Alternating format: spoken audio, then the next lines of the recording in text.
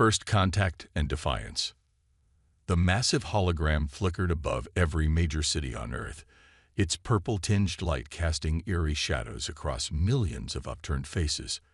High Admiral Vex Thor of the Kraxan Empire stood 15 stories tall in these projections, his crystalline exoskeleton gleaming as he delivered his ultimatum to humanity.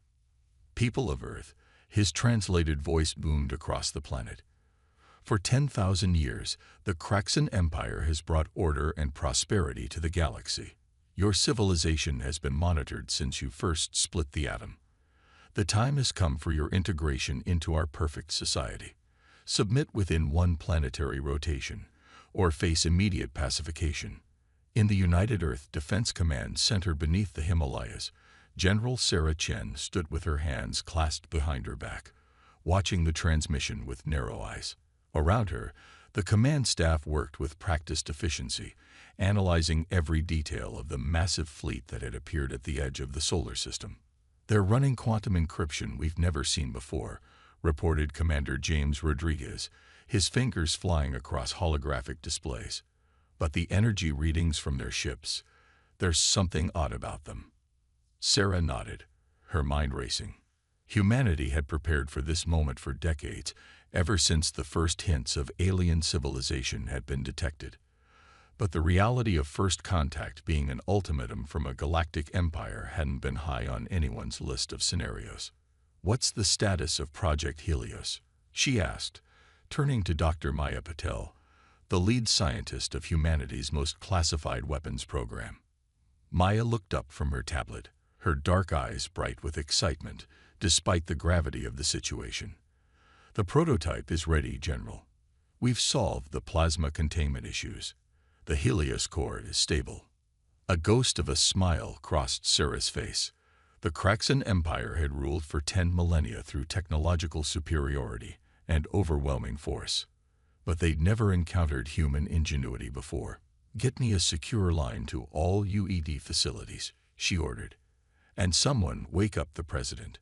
12 hours later, Sarah stood in the Oval Office with the leaders of Earth's unified government.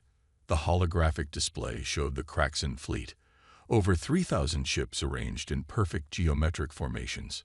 "They're not just advanced," Maya explained, pointing to energy readings. "Their entire civilization is built on crystalline technology, highly efficient, but rigid," Sarah finished. "Standardized. They haven't had to innovate in thousands of years because no one could challenge them." President Carmen Rivera leaned forward, her weathered face grave. "And you believe this Project Helios can give us a fighting chance?" "More than a chance, Madam President." Sarah activated another hologram, showing schematics for humanity's secret weapon. "The Helios core doesn't just match their level of technology, it surpasses it. We've developed something they've never seen before. By combining quantum mechanics with plasma physics in ways they never imagined," Maya added. "Their crystalline systems are vulnerable to our specific frequency of disruption. One shot from a Helios cannon could disable an entire Kraxan capital ship." The president studied the faces around her. "The people of Earth didn't unify and reach for the stars just to submit to the first empire that came calling," she said finally. "General Chen, you have authorization to proceed. Show them humanity's answer." The next few hours were a blur of activity. Around the world, hidden facilities activated. Massive hangar doors opened in remote mountain ranges and beneath oceans. The UED's first line of defense emerged, ships that had been built in secret over decades, each now being equipped with Helios technology. As the Empire's deadline approached, Sarah stood on the bridge of the UES Prometheus, humanity's first supercarrier. At nearly 2 kilometers long, it was a triumph of human engineering and determination. More importantly, it carried enough Helios cores to challenge the entire Kraxan fleet. "All ships report ready, General," Rodriguez announced from his tactical station. The combined UED fleet of 300 ships seemed pitiful compared to the Empire's armada, but Sarah knew they had surprise on their side. "Open a channel to the Kraxan flagship," she ordered. "Let's give them our answer." High Admiral Vex Thor's hologram appeared, his crystalline features arranged in what passed for amusement among his kind. "Have you come to deliver Earth's submission?" Sarah stood tall, her uniform crisp and perfect. "Admiral, I'm General Sarah Chen of the United Earth Defense Force. On behalf of humanity, I'm here to deliver our response to your ultimatum." She paused, allowing herself a small smile. "The answer is no." "Then you choose extinction," Vexthor declared. "Your primitive ships cannot hope to." "You've ruled the galaxy for 10,000 years," Sarah interrupted. "In that time, humanity went from horse-drawn carts to quantum physics. We split the atom, mapped our own genome, and reached for the stars. We did in centuries what took you millennia." Her voice hardened. "And we're just getting started." She gave the signal. Across the UED fleet, Helios cores hummed to life. The Kraxan Empire was about to learn a harsh lesson about underestimating human determination and creativity. "All ships," Sarah commanded, her voice steady. "Battle formations. Show them what humanity can do." The battle for Earth was about to begin, and with it, the first challenge to the Kraxan Empire's 10,000-year reign. Humanity would either earn its place among the stars or go down fighting. Either way, the galaxy would never be the same. Project Dawn Star. The void between Earth and Mars erupted in blinding light as the first Kraxan warships opened fire. Their crystalline weapons released lances of purple energy that could shear through conventional armor like paper. But the UES Prometheus was anything but conventional. Helios shields holding at 90%. Commander Rodriguez reported, his voice tight but controlled. Around him, the bridge crew worked with practiced precision, the product of countless simulation drills now put to the ultimate test. General Chen watched as the tactical display showed the Kraxan fleet splitting into their standard attack formation, a testament to their millennia of unchanged military doctrine. "Just as predicted," she muttered. "Maya, are you seeing this?" Dr. Patel's voice came through clear on the comm channel from her position in the Helios core control room. "Confirmed, General. Their crystalline matrices are generating exactly the frequency patterns we anticipated. The Empire really hasn't innovated in thousands of years." The Kraxan High Admiral's voice boomed across all channels, dripping with contempt. "Your resistance is futile. Our smallest destroyer could obliterate your entire primitive fleet. Surrender now, and we may yet show mercy." Sarah's response was action rather than words. "All ships, execute Pattern Omega. Strike packages on my mark." The human fleet moved with choreographed grace, breaking into smaller task forces that seemed to scatter randomly. To the Kraxan tactical computers, it would appear as disorganization, prey fleeing before predators. That was exactly what Sarah wanted them to think. "They're taking the bait," Rodriguez announced as the massive Kraxan ships began pursuing the apparently fleeing human vessels. "Capital ships are splitting up to chase our task forces." Sarah allowed herself a grim smile. "Spring the trap. All ships, activate Helios cores." Throughout the human fleet, the revolutionary quantum plasma hybrid cores spun up to full power. The energy they generated wasn't just powerful, it was specifically tuned to interact with the crystalline technology that formed the backbone of Kraxan civilization. The first Helios beam lanced out from the Prometheus, striking a Kraxan cruiser dead center. For a moment, nothing seemed to happen. Then the purple energy field surrounding the alien vessel flickered and died. Its crystalline weapon systems grew dark, and its engines sputtered to a halt. Direct hit. Maya's excitement was palpable. "Their systems are completely disrupted. The crystalline matrices are failing exactly as our simulations predicted." More Helios beams struck out from the human fleet, each finding their mark with devastating effect. Kraxan ships, some nearly the size of small moons, drifted powerless in space, their perfectly ordered crystalline systems thrown into chaos by humanity's innovative weapon. "Impossible." High Admiral Vexthor's voice had lost its smugness, replaced by genuine shock.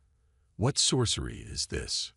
"Not sorcery, Admiral," Sarah replied calmly. "Just good old human ingenuity. You've relied on the same technology for 10,000 years. We've learned to think differently. The battle was far from over. Even with their ships disabled, the Kraxan Empire's sheer numbers meant they could still overwhelm the human fleet. But that first exchange had changed everything. The myth of Kraxan invincibility had been shattered. Multiple enemy ships changing formation, Rodriguez reported. They're adapting their tactics, trying to find a way around the Helios effect. Sarah nodded. She'd expected this. Begin Phase 2. Deploy the quantum mines. Another human innovation was revealed as hundreds of seemingly innocent debris pieces suddenly activated. These quantum mines, based on the same principles as the Helios core, created localized disruption fields that forced Kraxan ships to either withdraw or risk complete systems failure. In the Helios core control room, Maya worked frantically with her team, monitoring the quantum interactions and making real-time adjustments. Their crystalline systems are attempting to reconfigure, she reported. They're learning, General. Faster than we anticipated. Good, Sarah replied, surprising her bridge crew. I was counting on it. Launch our virus package. This had been the riskiest part of their strategy. While the Helios beams kept the Kraxan fleet occupied, specialized infiltration programs had been probing their quantum communication networks. Now those programs activated, spreading through the crystalline computing systems like wildfire. The effect was immediate. Kraxan ships began firing on each other, their targeting systems corrupted by the human virus. Others simply shut down, their crystal cores going dark as safety protocols initiated emergency shutdowns. Status report, Sarah demanded, watching the chaos unfold. 40% of the enemy fleet is disabled or in disarray, Rodriguez answered. Another 30% are withdrawing to safe distance. The remaining 30%, he paused, checking his readings. They're maintaining position but not advancing. I think they're trying to purge our virus from their systems. Sarah knew this was their moment. The Kraxan Empire had never faced defeat in living memory. Even this partial setback would send shockwaves through their perfectly ordered society. Open a channel to Admiral Vex Thor, she ordered. When the alien commander's image appeared, she noted with satisfaction that his crystalline features were arranged in what she recognized as confusion and fear. You have a choice, Admiral, Sarah stated firmly. Withdraw your forces and acknowledge Earth's independence, or we can continue this demonstration of human capabilities. Either way, your empire's days of unchallenged dominance are over. The battle had been won, but Sarah knew the war was just beginning. The Kraxan Empire wouldn't take this humiliation lightly. They would adapt, learn, and return with new tactics. But humanity had shown they were ready. More importantly, they had shown the galaxy that the Empire wasn't invincible. As the remaining Kraxan ships retreated in disarray, Sarah turned to her crew. Well done, everyone. But don't celebrate yet. This was just the first round. They'll be back, and next time, they'll be ready for the Helios core. Maya's voice came through the calm, thoughtful, but determined. Then we'll just have to come up with something new. That's what humans do best, isn't it? Sarah couldn't help but smile. The scientist was right. Humanity's greatest strength wasn't the Helios core or any single piece of technology. It was their ability to adapt, to innovate, to think differently. The Kraxan Empire had ruled through stagnant perfection. Humanity would challenge them with constant evolution. The battle for Earth was over, but the real war for the galaxy's future was just beginning. Empire's fury. 3 months after humanity's first victory, the Kraxan Empire revealed just how dangerous a wounded giant could be. The attack came not from the front, but from within. Deep in the Helios core control room aboard the Prometheus, Dr. Maya Patel stared at her readings in disbelief. General, we have a problem, she reported, her voice tight with concern. The crystalline signatures. They're changing. Sarah Chen leaned forward in her command chair, studying the tactical display where a new Kraxan fleet had just emerged from hyperspace. These ships looked different. their usual geometric perfection marred by organic-looking growths that pulsed with an inner light. "They've adapted," Sarah muttered. "Faster than we expected." Rodriguez, analysis. Commander Rodriguez's fingers flew across his console. The new configurations are unlike anything we've seen before. They're incorporating biological components into their crystalline matrix, our Helios disruption beams. He paused, checking the readings again. They're only having minimal effect. The Kraxan fleet moved with newfound aggression, their formation less rigid, more fluid. Purple energy beams lanced out, but now they curved and twisted in ways that defied physics, somehow seeking out weak points in the human ship's defenses. "All ships, evasive maneuvers," Sarah ordered as the first hits struck home. "Maya, talk to me. What are we dealing with?" Maya's voice was filled with equal parts frustration and fascination. "They've done something brilliant, General. They're using organic neural networks to create adaptive shields. The crystalline structure can now reconfigure itself in real time to resist our disruption frequencies." As if to emphasize her point, a Kraxan beam struck the Prometheus directly. The ship shuddered violently, and warning alarms blared across the bridge. "Helios shields at 40%. Rodriguez reported. "Whatever they're using, it's cutting through our defenses like they're not even there." Sarah's mind raced. The Kraxan Empire had done more than just adapt. They'd revolutionized their entire approach to warfare. After 10,000 years of stagnation, humanity's resistance had forced them to evolve. "Fall back to secondary positions," she ordered. "All ships, implement Protocol Omega. We need to buy time." As the human fleet retreated under heavy fire, Sarah opened a channel to the secret research facility hidden beneath the Martian surface. "Dr. Kane, please tell me Project Phoenix is ready."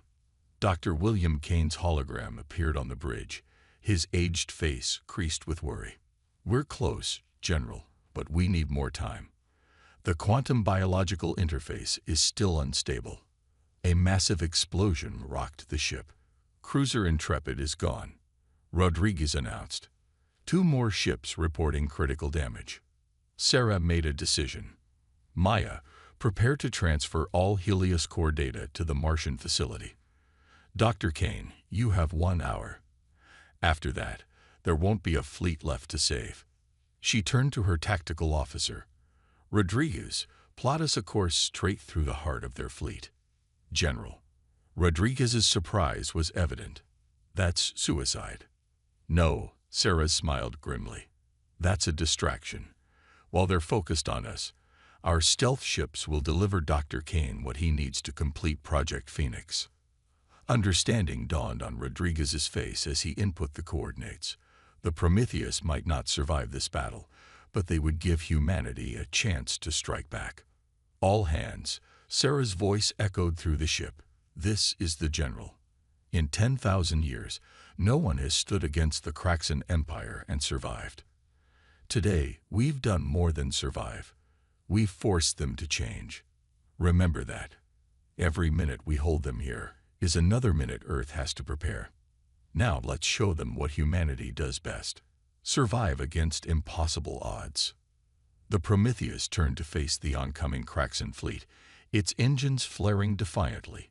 Behind it, cloaked in experimental stealth fields, 3 small ships broke away, carrying precious cargo toward Mars. "Weapons free," Sarah commanded. "Target their flagship. If we're going down, we're taking some of them with us." The battle that followed would be remembered for generations. The Prometheus, humanity's first supercarrier, charged into the heart of the enemy fleet, its Helios cores pushed beyond safe limits.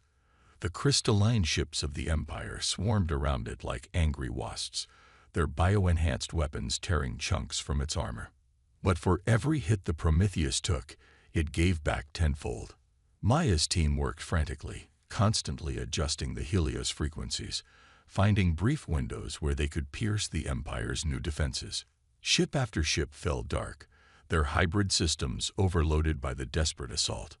"Hull breach on decks 5 through 8, Rodriguez reported as another hit rocked the bridge. "We can't take much more of this." Sarah held onto her chair as the ship shuddered. Status of the stealth vessels.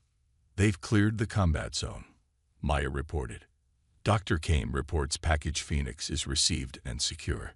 A grim smile crossed Sarah's face. Then we've done our job. All hands, prepare for emergency quantum jump. Plot course for the dark side of Earth's moon.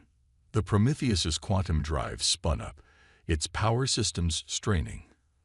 Around it, the wreckage of both human and Kraxan ships drifted in the void, testament to the ferocity of the battle.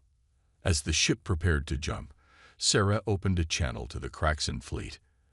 Admiral Vexthor, I know you're watching. Remember this day. Remember the humans didn't just survive your attack. We adapted. We evolved. Just like you did. The next time we meet, the galaxy will see which species does it better. The Prometheus vanished in a flash of quantum energy, leaving behind a graveyard of ships and a changed empire.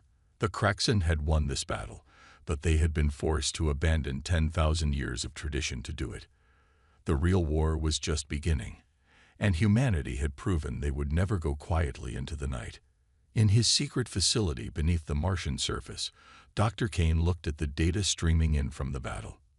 His team worked frantically, incorporating the new information into Project Phoenix. The Kraxan Empire thought they had dealt humanity a crushing blow. Soon, they would learn just how wrong they were. The next phase of the war was about to begin. And this time, humanity wouldn't just adapt. They would revolutionize the very nature of space warfare itself. Phoenix Rising. The Martian underground facility hummed with energy as Project Phoenix entered its final phase. Dr. William Kane stood before a massive window overlooking the experimental chamber, his reflection ghostly against the reinforced glass. Behind him, General Chen and Dr. Patel watched as streams of quantum-infused plasma danced around a central core. Beautiful, isn't it? Kane mused, his weathered face illuminated by the shifting lights. The Kraxan thought they were clever, combining biological systems with their crystals. But they're still thinking linearly. We're about to show them what true evolution looks like. The chamber contained humanity's answer to the Empire's adaptive technology, a hybrid system that merged quantum computing, plasma physics, and something entirely new, controlled artificial evolution. The Phoenix core doesn't just adapt, Maya explained, reviewing the latest data on her tablet. It evolves in real time, generating new defensive and offensive configurations faster than the enemy can respond. Each engagement makes it stronger. Sarah studied the swirling energies with cautious optimism. And you're sure you can control it? Kane's laugh was hollow. Control? No. Guide, perhaps. The beauty of the system is that it's unpredictable. The Kraxan's greatest weakness is their need for perfect order. Phoenix thrives on chaos. Alarms suddenly blared throughout the facility. Commander Rodriguez's voice came through the comm system. General, we've got multiple Kraxan signatures entering the system. Biggest fleet yet. They're headed straight for Mars. They must have detected our energy signature, Maya said, fingers flying across her console. The Phoenix core's quantum field is hard to mask. Sarah's expression hardened. Then it's time for a field test. How soon can we get Phoenix online? It's ready now, Kane replied, already moving to the control station. But I should warn you, once we activate it, there's no going back. The system will begin evolving immediately, and we can't predict exactly how it will manifest. Better unpredictable than dead, Sarah decided. Begin activation sequence. All hands to battle stations. The Phoenix core's activation transformed the damaged Prometheus. Quantum plasma conduits spread throughout the ship like artificial veins, pulsing with energy. The ship's hull rippled as nanoscale reconstructors rebuilt it at the molecular level, incorporating lessons learned from every previous battle. On the bridge, Sarah watched as new tactical displays materialized, showing combat data in ways human minds had never conceived before. The ship itself was becoming something new, not just a vessel, but a living weapon. Kraxan fleet entering weapons range, Rodriguez reported. Their biocrystal ships are different, more organic than before. They're still evolving. So are we, Sarah replied. Maya, status of the Phoenix systems. Operating beyond projected parameters, Maya's voice was filled with wonder. The core is generating battle solutions faster than our computers can analyze them. It's learning. The Kraxan fleet opened fire, their enhanced weapons streaking through space in impossible patterns. But where before such an attack would have devastated the human ships, now something extraordinary happened. The Prometheus's hull shifted, quantum fields bending space itself around the vessel. Enemy fire didn't just miss. It ceased to exist, consumed by micro-singularities that appeared and vanished in milliseconds. By all that's holy, Rodriguez whispered. The ship is predicting their attacks before they happen. Not predicting, Kane corrected, his eyes fixed on the quantum readings. It's calculating every possible attack pattern simultaneously and generating countermeasures for all of them. This isn't just combat. It's evolution accelerated to light speed. Sarah allowed herself a small smile. Signal the rest of the fleet. Begin the counterattack. The battle that followed defied conventional physics. The Prometheus moved like a living thing, its form fluid and ever-changing. Each Kraxan attack was met with a defense that seemed to violate natural law, while humanity's counterstrikes bypassed the enemy's adaptations as if they weren't even there. Their biocrystal systems are trying to adapt, Maya reported, but Phoenix is evolving faster. Every solution they generate, we've already moved past. The Kraxan fleet's perfect formation began to break apart as ship after ship went dark, their hybrid systems overwhelmed by weapons that changed form mid-flight. Some vessels simply vanished, pulled into quantum spaces their sensors couldn't comprehend. High Admiral Vexthor's voice crackled across the command channel, no longer smooth but fragmented with static. What are you? This defies all natural law. That's humanity's secret, Admiral. Sarah replied calmly.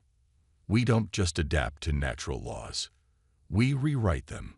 Your empire spent 10,000 years perfecting a single system. We spent our history learning to throw out systems that don't work and create new ones. The battle reached its crescendo as the Phoenix core achieved what Kane called quantum singularity, a state where the ship's evolution exceeded the speed of thought. The Prometheus became a blur of possibility, existing in multiple states simultaneously, its weapons striking from angles that shouldn't exist. The mighty Kraxan fleet, terror of 1,000 worlds, broke and fled. Their biocrystal ships, already transformed beyond recognition, retreated into hyperspace, leaving behind a graveyard of twisted metal and shattered crystals. But victory had come at a price. As the quantum energies settled, Sarah noticed something strange about the tactical displays. The Phoenix core wasn't shutting down. It was still evolving. Dr. Kane, she called out, why are we still seeing system changes?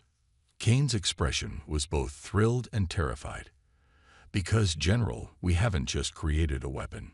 We've created something that transcends our understanding of technology itself. The Phoenix core isn't just adapting to the enemy anymore. It's adapting to existence itself. As if to emphasize his point, new systems spontaneously generated throughout the ship, serving functions human science hadn't even imagined yet. The Prometheus wasn't just a ship anymore. It was becoming something else entirely. What have we created? Maya whispered, watching as equations she'd helped write evolved beyond her comprehension. The next step, Kane replied simply. The question now isn't whether we can defeat the Kraxan Empire. It's whether we can control what we've unleashed in the process. Sarah stared out at the battlefield, where reality itself seemed to ripple in the wake of their victory. Humanity had created something revolutionary, but as with all revolutions, the end result remained uncertain. The war for the galaxy had just entered a phase no one, human or Kraxan, could have predicted. The next battle wouldn't just be for territory or supremacy, it would be for the very nature of reality itself. Transcendence. The Kraxan homeworld hung in space like a perfect crystal, its cities arranged in mathematical patterns visible from orbit. But the fleet that approached wasn't the ordered formation of Empire ships. It was a swirling, shifting mass of possibility, centered around what had once been the UES Prometheus. General Sarah Chen barely recognized her own ship anymore. The Phoenix Core had transformed it into something that existed partially outside normal spacetime, its hull rippling with quantum possibilities. The bridge itself shifted constantly, reforming around the crew in response to their thoughts and needs. The Empires gathered everything they have. Commander Rodriguez reported, his station morphing to display tactical data in 4 dimensions. Over 10,000 ships. They've completely abandoned their traditional crystalline architecture. Every vessel is a unique biocrystal hybrid.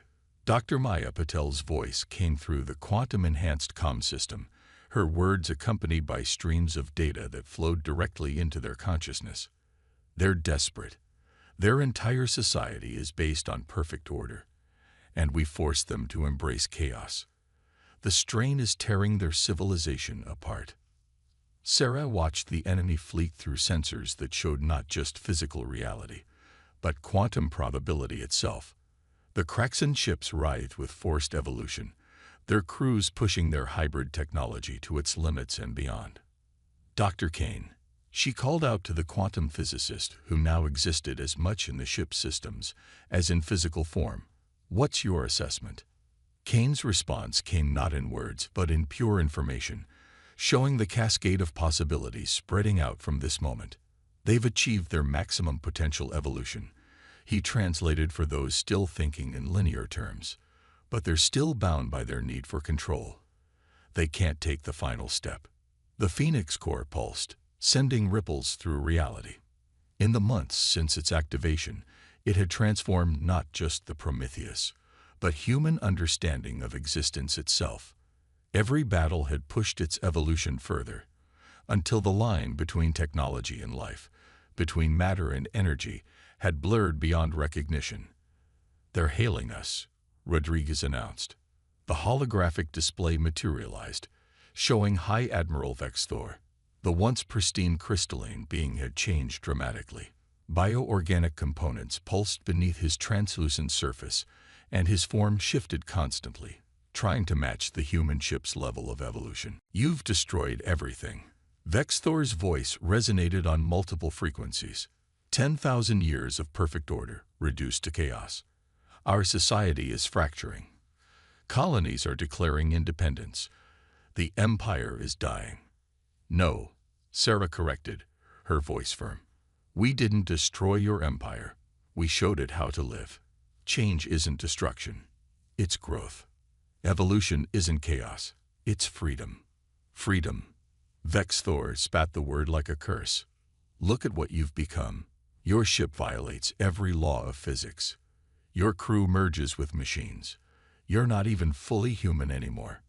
Sarah smiled, and for a moment her form shifted, showing the quantum possibilities that existed within every human soul. "That's where you're wrong, Admiral. This is what humanity has always been, creatures of constant change, endless adaptation. We're not losing our humanity. We're expressing it in its purest form." The Phoenix Core surged, and with it, reality rippled. The Prometheus existed simultaneously in multiple states, its weapons already firing in some quantum possibilities, its defenses already victorious in others. "Last chance, Admiral," Sarah offered. "End this war. Let your people choose their own path of evolution, or face what we've become." Vexthor's response was to open fire with weapons that bent space itself. The Kraxan fleet attacked with desperate fury, their biocrystal ships pushing beyond their design limits, trying to match the Prometheus's level of transformation. But they were still trying to control evolution, to direct it according to plan. The Phoenix Core had taught humanity a different lesson. True evolution meant surrendering to change while maintaining your essential nature. The battle that followed transcended traditional combat. The Prometheus didn't just fire weapons, it rewrote local physics. It didn't just dodge attacks, It shifted through quantum states where the attacks never existed. The Phoenix Core had evolved beyond the need for traditional victory. It sought transformation. As the battle reached its peak, something extraordinary happened. The quantum field generated by the Phoenix Core began to resonate with the biocrystal ships of the Empire. Their forced evolution suddenly found a natural path, guided by the core's example. "They're changing," Maya observed with wonder. "Not just their ships, their entire civilization. The quantum field is showing them possibilities they never imagined." Across the Kraxan fleet, ships began to transform not through forced engineering, but through genuine evolution. The rigid crystalline patterns that had defined their society for millennia dissolved, replaced by organic, flowing forms that embraced change rather than fighting it. High Admiral Vexthor watched in horror and fascination as his flagship underwent the same transformation. What are you doing to us?" "Nothing," Sarah replied softly. "We're just showing you what you could become if you stopped fighting change and learned to grow with it." The Phoenix Core's influence spread like a wave through the Empire's fleet, then to the crystal cities below. 10,000 years of rigid order blossomed into infinite possibility. Kraxan society didn't collapse, it transcended. As the transformation swept through their civilization, something unprecedented occurred. The quantum field generated by the Phoenix Core had created a bridge, not just between states of matter, but between states of being. Humanity and the Kraxan found themselves evolving along parallel paths, each maintaining their unique identity while sharing in a greater transformation. "They're laying down their weapons," Rodriguez reported, though such physical concern seemed almost quaint now. "The entire empire. They're choosing to evolve." Sarah stood on her ever-shifting bridge, watching as both humanity and their former enemies took their first steps into a new stage of existence. The war was over, not through destruction, but through transcendence. "Dr. Kane," she called out to the scientist who had helped unleash this change, "what happens now?" Kane's response came as a quantum probability map showing infinite possibilities spreading out before them. Now we explore what it truly means to be human, or Kraxan, in a universe where the only constant is change itself. The Phoenix Core pulsed one final time, not as a weapon, but as a beacon, calling both species toward a future where evolution wasn't a means of warfare, but a path to understanding. Humanity had not just survived their encounter with the Empire. They had transformed it, and themselves, into something greater. Above the crystal world it would never again be bound by rigid order. The ship that had once been the Prometheus became a symbol of what was possible when determination met innovation, when the human spirit faced the unknown, not with fear, but with wonder.